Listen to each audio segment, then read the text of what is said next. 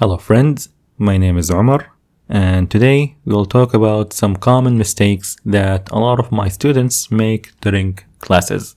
The first common mistake is using the plural form of a noun when you should be using the singular. For example, 20 سيارات.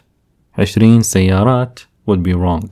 سيارات is the plural form of سيارة, but in this case, you should be using the singular form rather than the plural. The rule is, if a number is modifying a noun, use the plural form only if the number is between 3 and 10. If the number is larger, use the singular. And if you're wondering what's the logic behind that rule or why we do that, it's just an Arabic grammatical rule that doesn't serve a purpose but make your life more difficult as an Arabic learner. The second mistake a lot of people make, especially anyone who has studied Fusha for way too long, is walking around saying things like يلعب, يشرب, يمشي. Those would be correct in Fusha, but we actually say يلعب instead of يلعب, يشرب instead of يشرب, and يمشي instead of يمشي. So we change the first vowel from a to e. Ya becomes yi, yi. And the same applies for the second person conjugation as well. So you would say تلعب, تشرب, تمشي instead of تلعب, تشرب, تمشي. And this applies to almost all verbs, not only these. But an exception to that would be verbs that have an initial alif.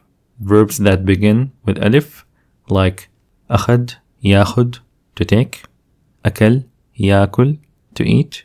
So, as you can see, in the present tense, they are يأخذ and يأكل, which are still a bit different from the Fusha, يأخذ and يأكل, but we don't change the vowel. Another common mistake is saying أنا أسكن في جدة or أنا أسكن في الرياض. This is acceptable in Fusha, but we say أنا ساكن في جدة, ساكن في جدة, using the active participle instead. أنا ساكن في جدة. أنا ساكن is the masculine, so this is what you would say as a man. The feminine is أنا ساكنة في جدة, أنا ساكنة في جدة, and the plural is إحنا ساكنين في جدة, إحنا ساكنين في جدة.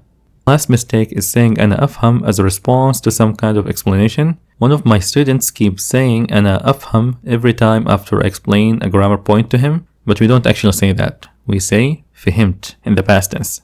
فهمت. Because if you think about it, at the point of time my student is saying that, he had already understood the point. So the understanding had already happened in the past. So that's why we say فهمت. فهمت in the past tense.